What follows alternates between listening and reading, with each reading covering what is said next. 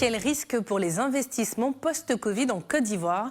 Malgré un taux de croissance économique de 1,8% en 2020, le pays affiche quelques failles qui pourraient inquiéter les investisseurs. Et c'est pour en parler que l'agence de notation financière Bloomfield Invest Corporation a organisé jeudi dernier la 5e édition de la conférence Risque Pays. Les détails, c'est avec Andrea Sémian et Roméo Tapé. L'année 2020 a été marquée en Côte d'Ivoire, tout comme dans le reste du monde, par une crise économique et sanitaire exceptionnelle à plusieurs égards. Toutefois, la question de la résilience de la Côte d'Ivoire et donc de sa capacité à absorber l'ensemble des chocs enregistrés par cette crise sur les différents secteurs d'activité ainsi posés.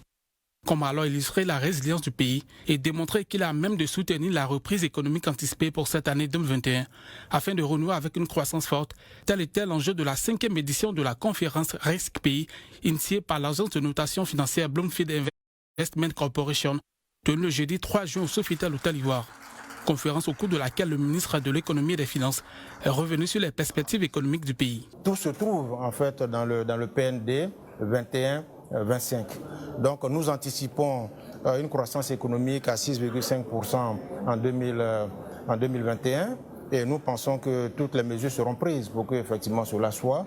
Et quand on se projette en fait sur l'horizon du PND, il faut savoir que nous prévoyons sur la période 2021-2025 un taux de croissance de près de 8%. Donc si on a 6,5 en 2021, ça veut dire qu'il faudra fournir des efforts supplémentaires pour qu'on puisse avoir une moyenne de 8% à peu près sur la période 21-25. La cartographie du risque pays vise à présenter de manière détaillée les forces et les faiblesses des pays et attribuer une note pour chacun des paramètres à analyser. Il est en outre un outil important de prévision et d'aide à la décision d'investissement. Ainsi, il est important pour les différents acteurs économiques de disposer d'une analyse des forces, des faiblesses et des opportunités du pays qui leur permettra de prendre éventuellement des décisions. La Côte d'Ivoire a une note de 5,6, ce qui représente des risques modérés. Ça veut dire qu'il n'y a pas de frein à l'investissement en Côte d'Ivoire. Ceci dit, il y a des faiblesses qui devraient être adressées, notamment sur la dette, le service de la dette qui commence à être une problématique. Côte d'Ivoire a une économie très diversifiée.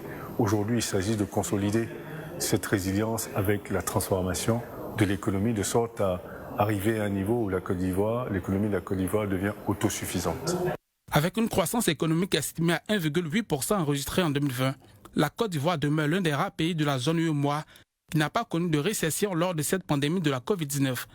Avec les projets de transformation des matières premières et les perspectives de croissance économique, la confiance des partenaires en la capacité du pays à faire face aux enjeux futurs est renforcée.